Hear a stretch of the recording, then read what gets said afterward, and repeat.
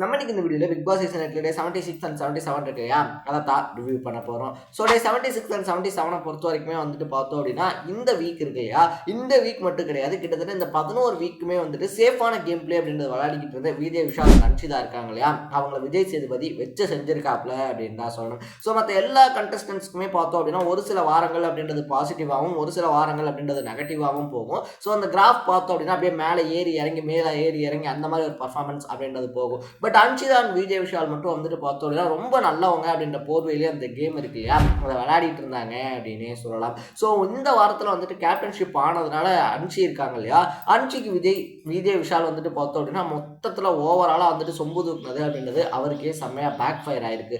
First of all இந்த captainship அப்படின்றது வந்ததுக்கு அப்புறமா பார்த்தோன்னா சொன்ன மாதிரி வந்துட்டு பார்த்தோம் அப்படின்னா பொறுப்பான ஒரு விஜய் விஷால் இருக்கார் இல்லையா, அவரை பார்க்க முடிஞ்சிருந்துச்சு அப்படின்னே சொல்லலாம். ஸோ ஏதாவது இஷ்யூ அப்படின்றத எடுத்து கொண்டு போயிருந்தாங்க அப்படின்னா அதை அட்ரஸ் பண்ணக்கூடிய விதம் இருக்கு இல்லையா, ஜாக் அண்ட் ரயானுக்கு நடுவில் வந்து சண்டையாக இருந்தாலும் சரி, சவுண்டு பேசின விதத்துக்கு அவர் ரிப்ளை பண்ண விதமாக இருந்தாலும் சரி, ஒரு பொறுப்பான கேப்டனாக அவர் காட்டப்பட்டிருந்தாலும் கூட அந்த டாஸ்க் அப்படின்றது வந்ததுக்கு அப்புறமா இருக்குல்ல அன்ஷிக்கு தான் வந்துட்டு முழுக்க ஃபேவரான ஒரு கேம் பிளே அப்படின்றது விளையாடி இருந்தாரு அப்படின்னு சொல்லணும். ஸோ அதை தான் வந்துட்டு ஒட்டுமொத்த ஹவுஸ்மேட்ஸுமே பார்த்தோம் அப்படின்னா டே 76 இருந்தாலும் சரி 77 இருந்தாலும் சரி விஜய் விஷால் மேலே வச்ச ரொம்ப பெரிய குற்றச்சாட்டாகவும் இருந்துச்சு. ஸோ அது வரைக்குமே வந்துட்டு பார்த்தோம்னா வேற யாராவது ஒருத்தர் கேப்டன்ஷிப் அப்படின்றத எடுப்பாங்க, அந்த கேப்டன்ஷிப்பில் ஏதாவது ஒரு பிரச்சனை அப்படின்றது வரும், விஜய் விஷால் வந்துட்டு பார்த்தோம்னா போகிற போக்கில் அதில் ஏதாவது ஒரு காமெடி பண்ணி விட்டு போவார். இதே வந்துட்டு பார்த்தோம்னா வாலண்டரியான ஒரு விஷயமா வச்சுட்டு இருந்தார். பட் இந்த டைம் அவரே தான் கேப்டன் அப்படின்றதுனால அவரால் எந்த பிரச்சனையுமே காமெடியாக ஹேண்டில் பண்ண முடியல. இன்னொன்று அந்த ஹீட் இருக்கு இல்லையா, கேப்டன்ஷிப் அப்படின்னா எத்தனை விஷயத்த சமாளிக்கணும், என்னென்ன விஷயங்களை பார்க்கணும் அப்படின்ற ஒரு விஷயம் இருக்கு இல்லையா, ஸோ அது எல்லாத்தையுமே வந்துட்டு விஜய் விஷால் பார்த்ததுனால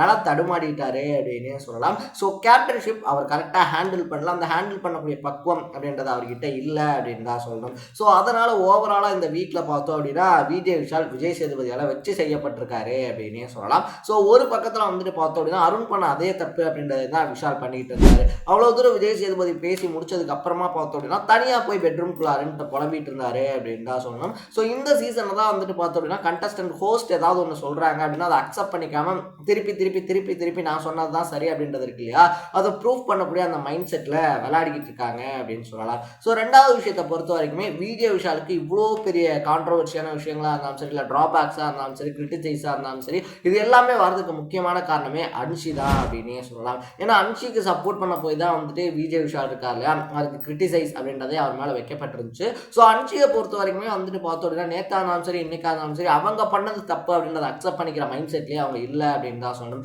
இந்த வீட்டில் இவங்கெல்லாம் பேசுறது ஒரு மாதிரி இருக்குது அப்படின்னு சொல்லிட்டு தான் சொன்னாங்களே தவிர விஜய் விஷால் அவங்களுக்கு சப்போர்ட் பண்ணது இருக்கு இல்லையா, அது ஏன் அப்படின்றத கடைசி வரைக்கும் சொல்லவே இல்லை. ஸோ அன்ஷியை பொறுத்த வரைக்குமே வந்துட்டு பார்த்தோம்னா அவங்க ரொம்ப நல்லவங்க அப்படின்ற மாதிரி காட்டிக்குவாங்க. பட் அவங்களுக்கு பிரச்சனை வர இடத்துல அவங்க டோனை ஏற்றுறது இருக்கு இல்லையா, ஒரே விஷயத்தை திருப்பி 10 டைம் கத்தி சொல்றது, இல்லைன்னா அடுத்தவங்களை ப்ரோவோக் பண்ணுற மாதிரி வேர்ட்ஸ் இருக்கு இல்லையா, மகா நடிகா அப்படின்ற மாதிரியான வேர்ட்ஸை யூஸ் பண்ணுறது அப்படின்ற மாதிரி அவங்க வந்துட்டு எல்லாத்தையுமே ப்ரோவோக் பண்ணலாம். அவங்க யார் வேணாலும் எந்த கம்ப்ளைண்ட் வேணாலும் வைக்கலாம். பட் அவங்க மேலே ஒரு கிரிட்டிசைஸ் வைக்கப்படுது அப்படின்னா அதை அவங்களால அக்செப்ட் பண்ணிக்க முடியாது அப்படின்னு தான் சொல்லணும். ஸோ அதை வந்துட்டு அட்ரஸ் பண்ணுறதுக்காக விஜய் சேதுபதி கேட்டப்பயே பார்த்தோம் அப்படின்னா அவங்க என்னமோ ஒரு மாதிரி ஆதங்கமாக அவங்க பண்ணாத ஒரு தப்பு இருக்கு இல்லையா, நான் எதுவுமே பண்ணல ஆனால் இந்த வீட்டில் என்னை கார்னர் பண்ணணுன்றதுக்காக பண்ணுறாங்க அப்படின்ற டோனில் தான் அன்ஷி பேசிகிட்டு இருந்தாங்க. ஸோ இந்த 10 வாரத்தை வந்துட்டு அன்ஷி அன்பானவங்க அப்படின்ற அந்த ஒரு கேரக்டர்லேயே வந்துட்டு ப்ளே பண்ணிட்டு இருந்தாங்க. பட் அந்த பொம்மை டாஸ்க்கு, டெவில் டாஸ்க்கு, இல்லை இப்போ லாஸ்ட்டாக இந்த செங்கலா டாஸ்க் இருக்கு இல்லையா, இது எல்லாமே ஒரு சில இடத்துல வந்துட்டு பார்த்தோம் அப்படின்னா உண்மையான அன்ஷிதாவை ஒரு ஸ்டெப் வெளியே கொண்டு வந்துருந்துச்சு அப்படின்னே சொல்லலாம். ஸோ அன்ஷியினுடைய கேம் பிளே இருக்கு இல்லையா, அது ஒவ்வொருத்தர்கிட்ட ஒவ்வொரு மாதிரி இருக்கு அப்படின்னு தான் சொல்லணும். ஜாக்கு, சவுண்டு இவங்கெல்லாம் வந்தாங்க அப்படின்னா ஒரு மாதிரி கேம் பிளே, அதே ஜெஃப்ரி, ராணவ், அது இன்னொரு பக்கத்தில் பார்த்தோன்னா விஷால் இருக்கார் இல்லையா, விஷால் இவங்க கிட்ட எல்லாம் ஒரு மாதிரி கேம் பிளே அப்படின்னு சொல்லிட்டு அவங்கள்ட்ட என்னென்ன மாதிரியான கேம் பிளே ஒவ்வொருத்தர் டீம் பண்ணணும் அப்படின்னு சொல்லி ஒரு தெளிவான ஸ்ட்ராட்டஜி இருக்குது அப்படின்னு சொல்லி தான் நான் பார்க்குறேன் அப்படின்னே சொல்லலாம். ஸோ அன்ஷியுமே வந்துட்டு பார்த்தோம் அப்படின்னா இந்த வாரத்தில் வச்சு செய்யப்பட்டிருந்தாங்க. இனி வரக்கூடிய அப்கமிங் வீக்ஸ் இருக்கு இல்லையா, விஜய் விஷால் அண்ட் அன்ஷி பார்த்தோம் அப்படின்னா ஒரு டைம் கிரிட்டிசைஸை வந்துட்டு ஃபேஸ் பண்ணதுக்கே ரொம்ப டவுனாக ஃபீல் பண்ண ஆரம்பிச்சிருக்காங்க அப்படின்னு தான் சொல்லணும்.